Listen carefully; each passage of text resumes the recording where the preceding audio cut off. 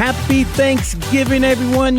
You have found us, NH Unscripted. Ooh, we are making whoopee. Yeah, that means I am your Dr. John-like host, Ray Dudley. We are coming to you from the Car 54-like digs of the WKXL studios in Concord. Break out those Sony Walkman. What? The plural of that just evades me. Son of a gun, even on the holidays. Because we are coming to you from 1450 AM, 103.9 FM in Concord, 101.9 FM for the beautiful souls down in Manchester. NHTalkRadio.com is our URL. You know the routine. I got my Nehru jacket on, my bell-bottom pants, paisley I might add, my platform shoes, kick back on your waterbed, fire up the incense, light that lava lamp because we are going in deep. I got some great stuff for you today. Oh, I need to thank my sponsor. And while I'm thinking about it, if you would like to sponsor this program here at WKXL or any of the other great programs here, hey, give us a call. We're waiting by the phones. Okay, maybe not quite that like a fundraiser kind of thing. But we would love to hear from you, and we would love to make you a deal. In the meantime, my current sponsor is lrfence.com. That would be lakesregionfence.com up in Guilford. Matt is a good friend of mine, and I have been on the job sites. We've seen their work uphand. It is tremendous. If you go to lrfence.com, that's lrfence.com, there is a button out there where you can get a free estimate. Yeah, free. We old people, what do we like? Coupons and free. Yes, we do. So go out there, click it. It's a little late to get your fence in this time of the year, although Matt said they're putting them in until January. I don't know. Maybe you can still get in, squeeze in. Otherwise, go to the top of the list for the spring. Think of how proud your spouse will be when you make that decision. Get on out there, lrfence.com, lrfence.com. We love those folks. Thank you, Matt. Well, this is a highly anticipated interview today. I have been trying to get Margherita Giacobbi from the Players Ring in for a while. Good morning. Good morning. We made it. I'm excited. It's been so long. But she is busy. And who isn't? And I know, I'm telling you, when we get into a little bit of what's happening at the Players Ring, you'll understand why it's been such a difficult time. Margherita, if you wouldn't mind, tell me a little bit about your background. Yes. Where you come from, how you get involved or got involved with theater or whatever, and then eventually how you landed at the Players Ring. Yes. So starting from the end, I right now serve as the executive director of the Players Ring Theatre in Portsmouth. But it was quite the serendipitous journey to get there. If my accent hasn't given me away by now, I'm Italian. You have an accent? Huh. Yes. I try to disguise it. You know, someone say Polish, Russian. I'm Italian. I'm from a small town. Let's say Giacobbi. Huh. Oh, yeah, that does sound kind of Italian. Yeah, Giacobbi. Thank you. I'm from a small town southeast of Milan, so northern Italy. And I've been very passionate about theater since I was probably in kindergarten. So I'm going to skip forward to, college time when I decided to pursue it seriously.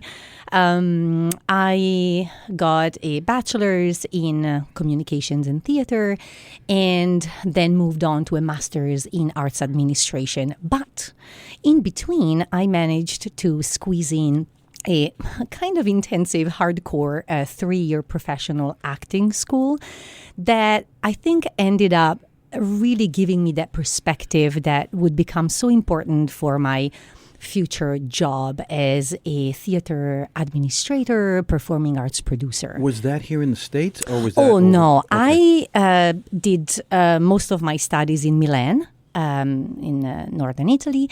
And then I had this fantastic opportunity to start working for the venerable La Scala Opera Theater in Milan. I was young and they took advantage, squeezed me like a lemon. Which, it often happens, internships and, the first step of your career. But then I had this fantastic opportunity to relocate to the United Arab Emirates. Abu Dhabi. Wow. I was kind of keen to really be able to express myself fully as a young professional. And the UAE, United Arab Emirates, at the time and still today, I think, were really investing in the arts because I think, their goal is to be identified for more than just an oil and gas location, but as a cultural and touristic destination. And I worked for a very prestigious and kind of, glamorous and wealthy festival, as you can imagine, right? Oh, yes, of course. The Abu Dhabi Festival, a great 1-month-long spring festival that really brings like top-notch artists from everywhere in the world, like Placido Domingo or the American Ballet or Opéra de Paris. So that was fantastic. And you were interning there? No. I was actually working. And that's the thing, right? I was 27 and you have the opportunity to be paid, a very good salary, which in Italy at the time was not possible, for me. And to have resources to make incredible projects happen. And after that, I was lured into a super exciting project, which was basically a task force that would open the very first opera theater in the region, which was the Dubai Opera. If you have never seen photos of it, I suggest that you go and look it up online. It's this stunning building that was built by, I think, a Dutch architect, Janusz Rostock, and it looks like a boat, the pearl fishing boats, the dhows that are typical from the area, but super glamorous with like this, 20 feet tall chandelier, like incredible. And once again, right, as a young producer, I had the opportunity to bring in musicals from Broadway like Mary Poppins or Les Miserables and present them for the first time to Emiratis and expats community. That's impressive. It was amazing. I mean, again, working a lot, far above, In a field you like? In a field I loved and, crunching down, that experience. And then what happened? I fell in love. I matched on Tinder. I matched on Tinder. I don't know if everybody knows this app, but it's just one of these like very underrated apps where you have to swipe. Okay. People left and right. I met my husband there. What? And he was from Dover, New Hampshire. Ba, ba, ba. No kidding. Yeah, he was sent there to be a nuclear engineer for Westinghouse. He was sent to Dubai? He was sent to Abu Dhabi. Got you. To basically help support the construction of the first 5 nuclear reactors in the region, in the United Arab Emirates. Dude, your history is rich. Right? My goodness. And then we met, and then flash forward, a kid on the way, we decided to come back to New Hampshire. I had really mapped it out. I said, can I fully express myself as a human being, realize my professional and personal aspirations? And so I started mapping all the cultural organizations in the area. And the Players Ring popped up to me. Yeah. Amazing mission. This stunning building that I'm going to talk to you more about later. This, and especially at the time, they were really looking into evolving or transitioning into a different model to really grow the organization. I wanted to talk to you about that. Yeah. Yes, I would love to do that because I was their first paid employee after 27 years of volunteer organization. Wow. Yes, one of our co-founders, Barbara Newton, who was married to the other co-founder, Gary, who passed 20 years ago, they created this, and she basically kept the boat afloat for 20 years. And they did a fantastic job. But in the meantime, the cultural scene, right, the performing arts and culture scene had evolved. And, the board, it's a nonprofit organization, the board decided that they needed to do something to kind of regain or maintain their prominent role in the community. And that's when I came in. And when I think about that time, I was a young mom. I had a 6-month-old kid. For me, my job, my profession is, as you said correctly, my passion. I needed it. And they needed someone like me. So it was a perfect encounter for both of us. Oh, what a serendipitous moment. It really was. Call it karma, call it, the way you want, but it was great. Before we go, can you give us the URL for the Players Ring? Yes, www.playersring.org. Told you we had a good one today. Oh, yeah. Let's clap for the Wolfman, baby. You are listening to NH Unscripted, 1450 AM, 103.9 FM in Concord, 101.9 FM for the beautiful souls in Manchester. I am your Guess Who Like host, Ray Dudley, and we are talking to Margherita Giacobbi. Did I get that right? Yes. All right. We'll be right back. Hang on.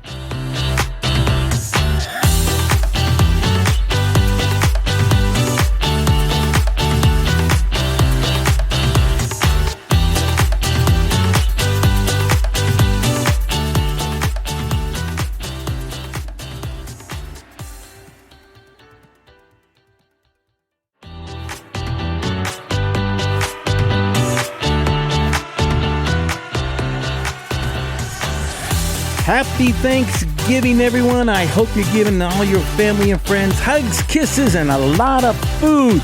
Because we at NH Unscripted, we are working on a groovy thing, baby. I am your Friends of Distinction-like host, Ray Dudley. Yeah, coming to you from the YMCA-like conditions of the WKXL studios in Concord. Man, I can smell the pool chlorine from here. Nobody's snapping towels, thank you.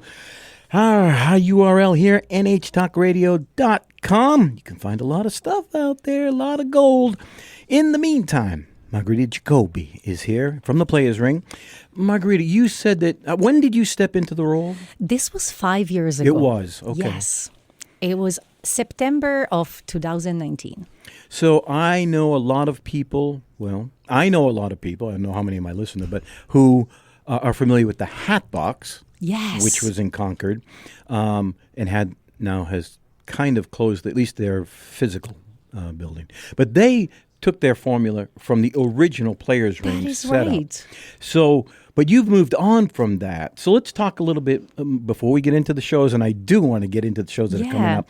Let's talk a little bit about the original format, why you moved away from that, and the new one, and then how shows are absolutely cast and So first produced. of all, for those of you listening who are not familiar with the Players Ring at all, as I said, this is a non-profit performing arts organization that was founded in 1992 by Gary and Barbara Newton. And truly, since the beginning, their vision was to create this very welcoming, very supportive hub for the production of primarily brand new work. So work that had never been published before, especially by local and regional artists. And this very important core still remains at the center of our mission. Upcoming the original model was that folks would be able to pitch their ideas, and I'm going to get to this upcoming season's pitch in a moment, and they would share their new work. A group of readers would make a selection, and these folks would be able to come in and basically use the venue, our stunning historic venue in the south end of Portsmouth, right on the Piscataqua in Prescott Park, as a place to premiere their work, to present it in front of an audience for the first time. We would then enter into some sort of revenue split for the tickets. Yep. But truly, the Players Ring would absolutely support with a little bit of marketing and mentorship, but it was more like a welcoming place for everybody to try out the art and test out their work. Since I joined over the past 5 years, we realized that this was a terrific model, a terrific structure that yielded very iconic, memorable productions. I can think of the Sharp Dressman series. I can think of Gay Bride of Frankenstein. I can think of basically a 30-year-long tradition of A Christmas Carol and much, much, much more. But it kind of precluded the possibility for the Players Ring to exercise some sort of supervision on the consistency of the artistic quality, right? Because we would really delegate the whole production process and even the marketing and advertising to the artists that would come and produce in our space. So sometimes, as I said, most of the times, the plays would be like fantastic.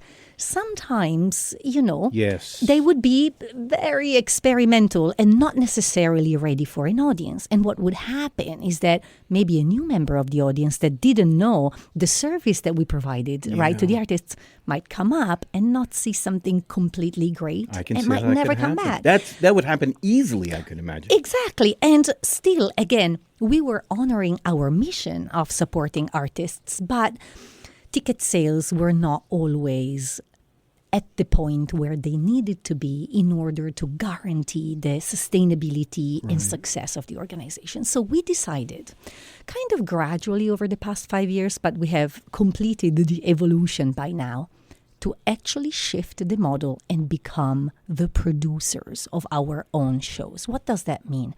We still welcome ideas, submissions, and great artistic collaborations with our artistic community. But the Players Ring now becomes the financial producer, and we take the whole financial risk up front. We now are able to pay some stipends, some fees to our directors, actors, designers, crew members, and to enter right into a more structured and professional collaboration with them, and then we retain all of the box office. And by doing that, we can be more involved in the artistic process that still, as I said, and I need to reiterate, still relies greatly on the power and the vision of the artists that have submitted their proposals, right? But also, for instance, when it comes to the curation of the season, now we think more in terms of not only what the community shares with us, but what do we want to present to the community? What type of service, what type of approach?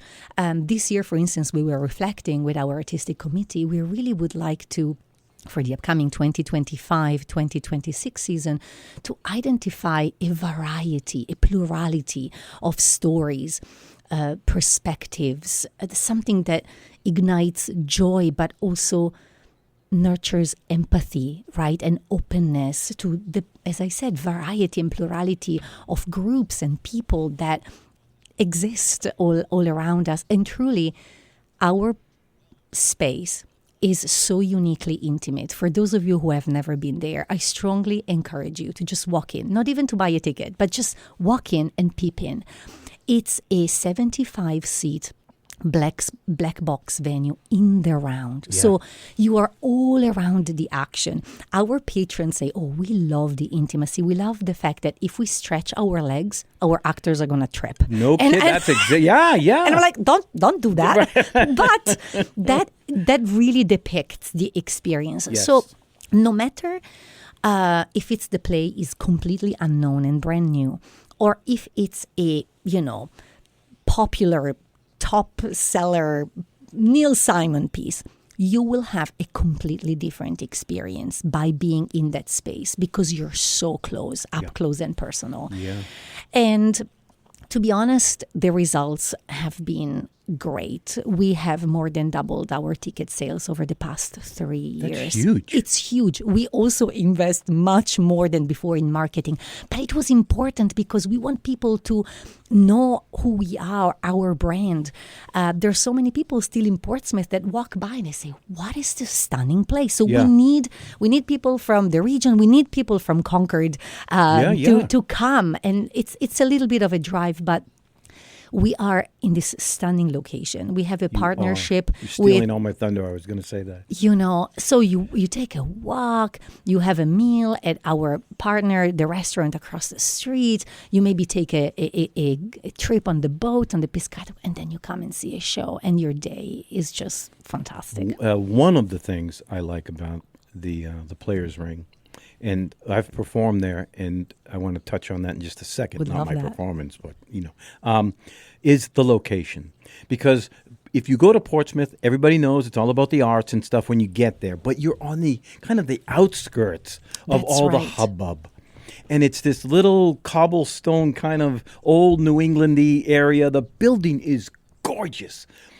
And getting back to performing there, I love the intimacy of it because as an actor, you're not wasting your adrenaline on reaching the back wall. That's right. You can now focus on the emotions because for every person in that building, they are now almost eavesdropping into your life. And for them, it's kind of uncomfortable, but they get to see every wrinkle, every tear, every smile. They get to feel the emotion rather than be 400 feet away. You're absolutely right. And this requires great talent, right? Yes. That level of authenticity and attention to detail.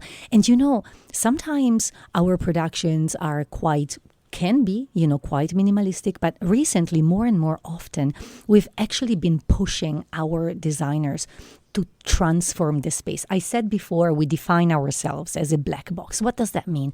It means that it's flexible. There's risers, there's chairs, very comfortable and padded, but they can be moved around. And so what we want our audience to experience is, where am I? This looks completely different. And that's achievable because of, again, a great caliber of artists and designers that work with us. Margherita, you have got me hooked, baby. Woo! You've got me hooked. Hang on. This is our Thanksgiving edition of NH Unscripted. We are so happy to have you along the way. You know how to do it. Lay a little lovin' on me. Because, honey, doggone it, I depend upon it. Yes, we're going to take a break. You are listening to us 1450 AM, hopefully 103.9 FM in Concord, 101.9 FM for the souls in Manchester. Happy Thanksgiving. We will be right back.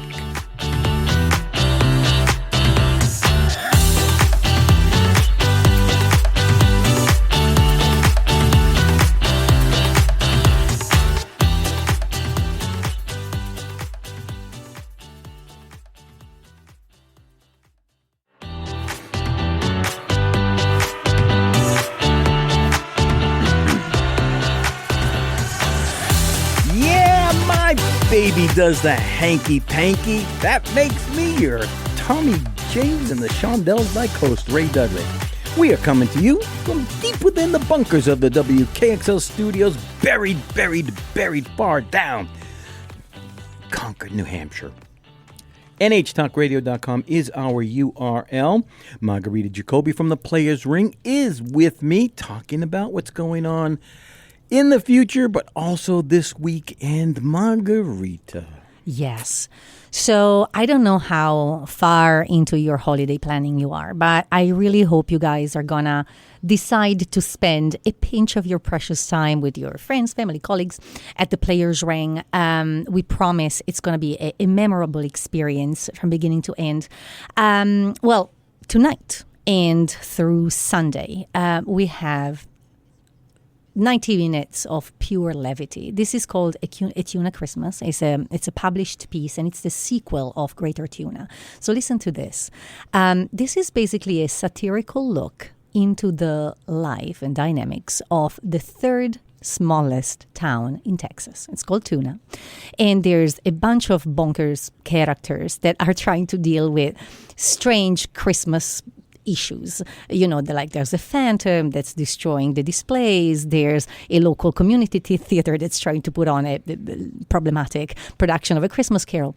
But the fact is this: there's 22 characters, and they're played only by 2 actors with 47 costume changes. Mother of God. You will be stunned. I was there last weekend, and people came out laughing, like hysterically, and saying, I've never laughed so hard, and just suspended, any worry, any concern that I have for 90 minutes. And I think, as we said, we love intellectual stuff. We love to touch, people emotionally, but fun, pure silliness is also very important in this day and age. I hope you'll come. Oh, I hope people will go too. I'm going to get a little more information out of you on that. But I was going to preface this segment about what's coming up by saying, most groups right now are planning one Christmas show, and it's some version of Christmas Carol usually.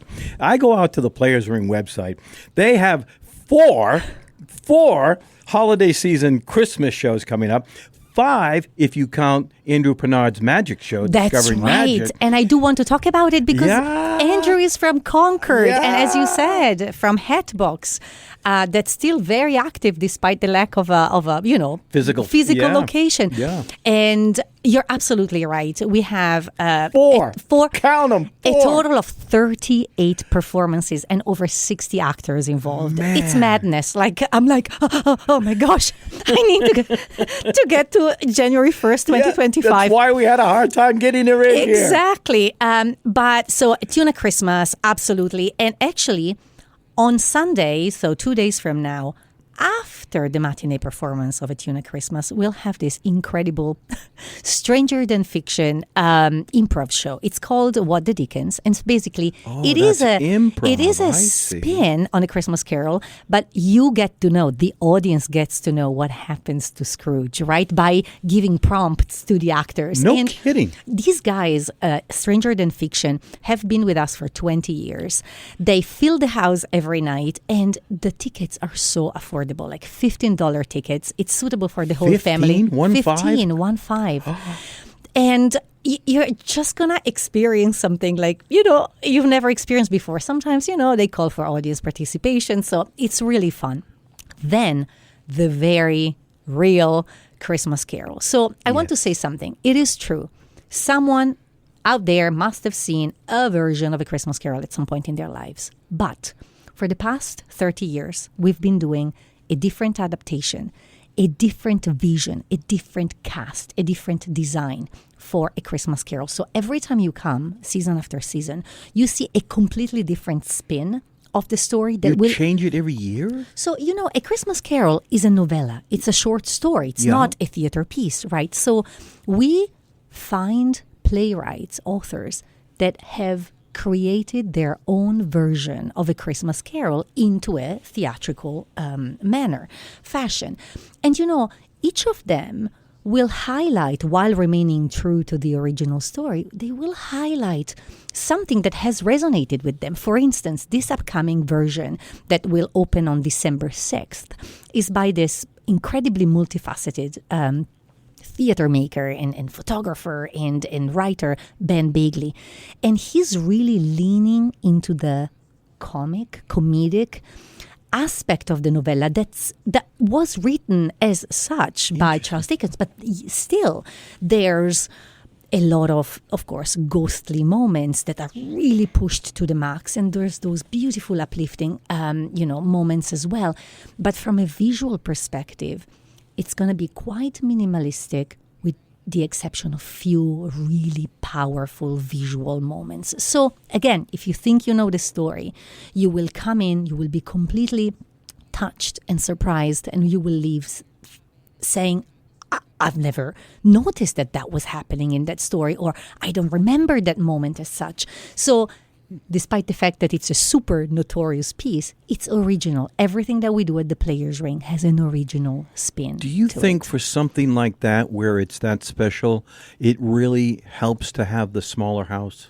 Absolutely, because again, the actors will be able to interact in very authentic, credible ways, and that story will resonate as a really human business, and not as something that has been written 200 years ago. By the way, it always strikes me to think that in 1843, when Charles Dickens was writing it in London, the Players Ring building that was created in 1833 had already been bustling with activity for 10 years. What? Right? That's an incredible fact. Isn't it? It was a recovery and kind of a workshop for repairing boats. They would be dragged in from the Piscataqua. Oh my gosh. So isn't it amazing? And then, Charles Dickens came to tour the U.S. So it is a great story to hear, especially in our beautiful that background place. story makes me think, now that makes sense why that hole is in the second floor. Yeah. Between the first and the second. Yeah, so we call it the cage. So you guys are going to understand what we're talking about when you come. But basically, our building not only has on the first floor a theater, but upstairs we have a workshop, we have dressing rooms, green rooms, we have a huge inventory of set and props and costume pieces. So it's really really a magical place. But yes, there is a hole in between the first and second floor, and we use it to make magic happen. Yes. Stuff fly in, people fly in. I was so glad to see people. I forget the name of the production. I went a few years ago, and someone actually used it. Yeah. I thought, oh, well, that's creative. Yes. Rather than just have us all sitting there staring at this hole in the ceiling kind of ish, it makes sense to use it. Absolutely. And, this really honors the legacy of our founder, Gary Newton. He was this, unconventionally visionary designer, playwright, you name it. And he had this very DIY approach, right? If there's something, use it. If you don't need it exactly as it is, transform it. And so when you come in, you will see that we're quite quirky. I don't want to shock you guys, but you should take a trip to the bathrooms when you come. Why? Because we have beautiful frescoes. It's appropriate. I was one briefed. of the phrases I did not think I would hear today. Because you have to go to the bathroom at the Players Ring. But truly, there's this incredible frescoes that were made 33 years ago. And there's these people and sensual figures looking at you while you do your business. But it just says everything in our space is unique. It's customized. It's surprising. Yeah. I love the theater. It's beautiful. You have one more coming up, right? We also have a beautiful, it's completely sold out. So unfortunately, I can't really push. That. I know. It's crazy. It's a musical, Rudolph the Red-Nosed Reindeer, that is for kids, by kids. We collaborate with this fantastic youth theater company called Upside Arts, and they bring in dozens of kids to perform at a very, very good level. And so this is going to be really fun for family-friendly audiences. But then I absolutely want to stress Andrew Pinard, not only because he's a Concord local, but because the type of magic show that he will be presenting at the Players Ring December 27th through 29 is really, really of a different level. He's been with us before. He's been with us last year with a different show, but he's not just a, quick hand magician. Right. He is really an award-winning, intellectually complex and stimulating, personality. So again, the whole family is invited. You will be shocked and impressed. I'm telling you, what a slate of shows coming up. Hang on, we got one more block to go. Only one. How can we get it all in? You are listening to NH Unscripted. NHTalkRadio.com is the URL. Margherita Giacobbi from the Players Ring is here giving us all the deets. Yeah, that's what the cool kids say. We'll be right back and get the rest of them.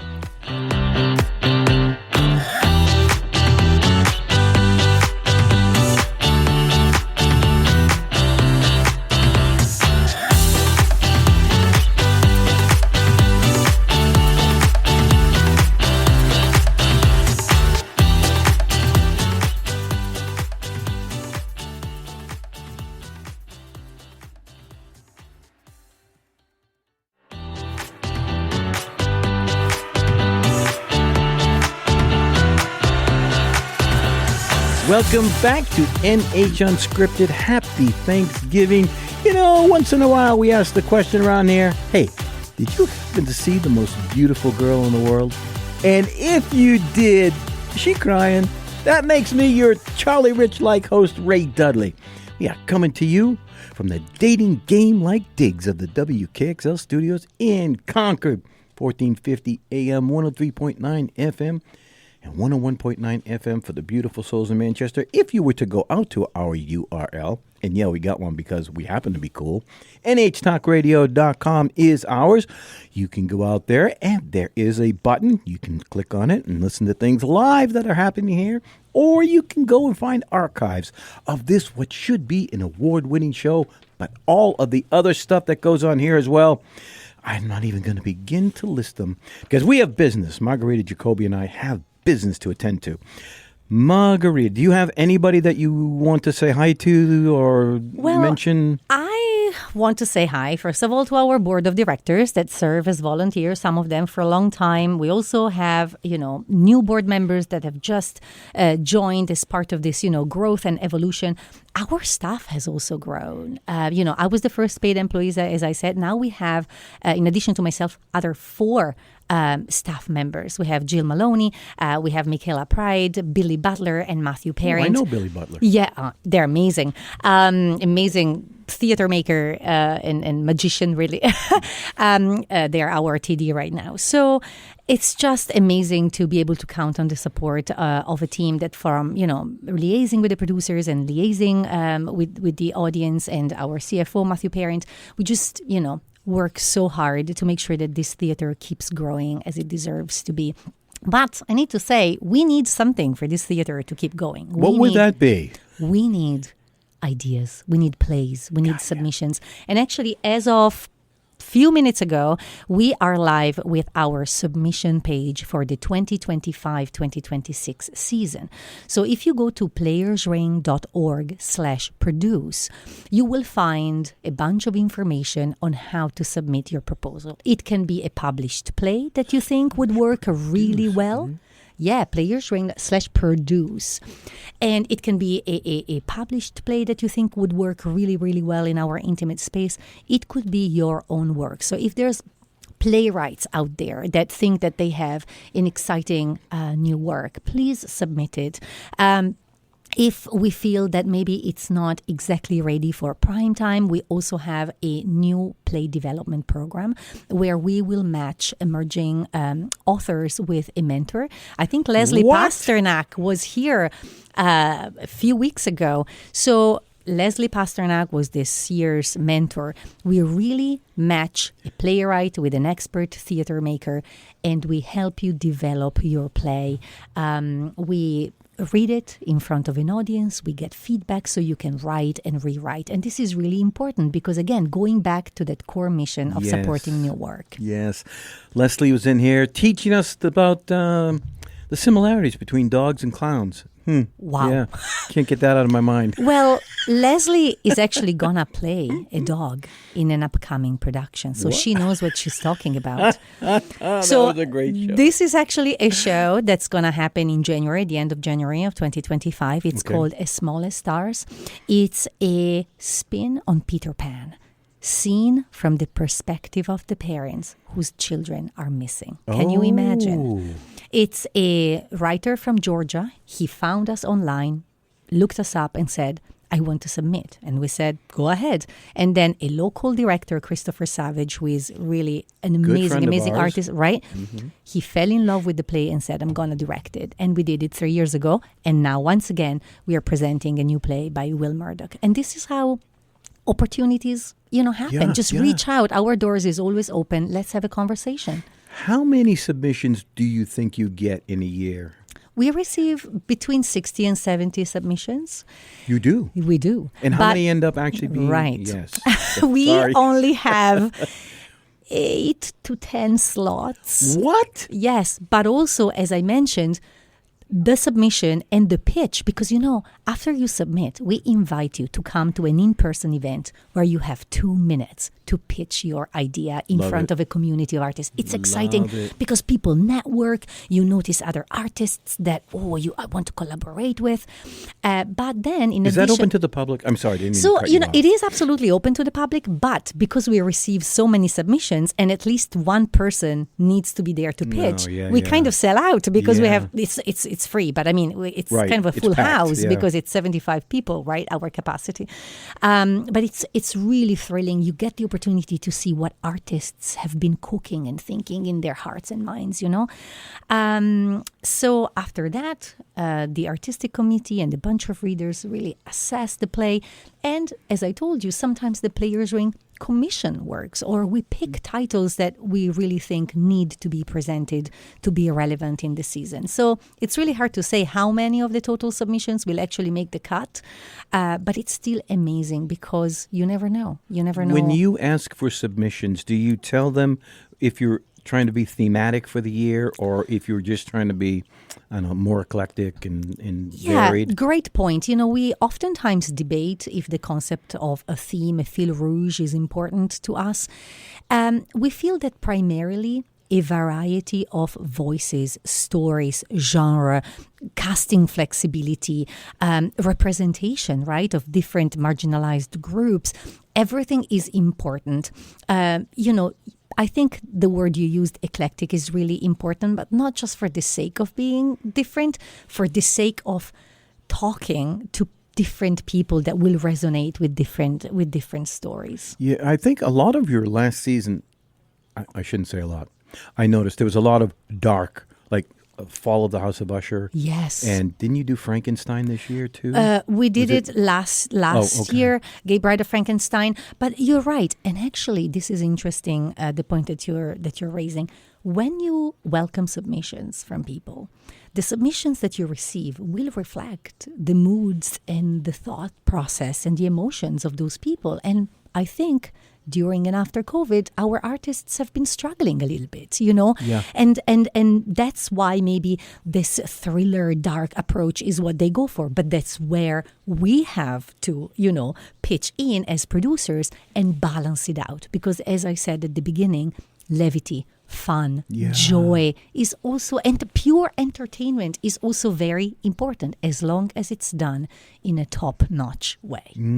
You have a huge loyal fan base. We really do. Yeah. We, most of our patrons are returning patrons. Primarily, I would say, I was actually analyzing our data a little bit. It's, of course, Portsmouth, Newcastle, but there's also a lot of Durham and Exeter and up in York. But recently, thanks to our investment in marketing and kind of into our brand, I'm realizing more and more new patrons, which is what we need. And that's why Concord, come, make the trip, discover, fall in love. You will be smitten, and we do need new audiences. And that's, for instance, why we are pursuing a new exciting format. And that's the format of the Short Play Festival. We've just received 167 submissions of short plays. It means between 2 minutes and 10 minutes. Wow. We had to read them all. Yeah. Oh, my God. Some of them came from everywhere in the state, one even from Australia. I don't know how they found us. What? It's amazing. But now we have a lineup of 11 plays that we will be presenting in April. And it's going to be in one night, right? Back to back. There's going to be an ensemble of 8 to 10 actors that are going to play like 40 different roles. And it's going to be fully produced. But we did it last year. It was the first edition. Was it successful? It was so successful. People, are not used to be asked to switch gear. 5 minutes, it's a drama. 2 minutes is a weird science fiction piece. The next 10 minutes is a romantic piece. And you're constantly surprised. And at the end, you're just elated. And you got to experience 12 brand new plays. And they're all vetted by your board or by your committee? So the board always has a kind of final approval on our season and our programs. But yes, our artistic committee is the group that comprises board members, staff members, and some external guests that bring their expertise to kind of drive the theater forward and make the most interesting, balanced, and meaningful selection possible. That's a huge variation, 2 to 10 minutes. That's a lot. Yes. That's a huge gap. But it's a very difficult format. I'll bet, yes. You have to tell a finished story in a handful of minutes. It's really thrilling. Can you give out all of your social information that you've got? Yes, please. playersring.org/shows. We are also on Facebook, players.ring. We are on Instagram, playersringnh. But really, get us on playersring.org. Everything is on there. Reach out to me, Margherita at playersring.org. My door is always open. I want to hear from patrons, from artists, from everyone. Get out there this weekend. You're stuffed from Turkey.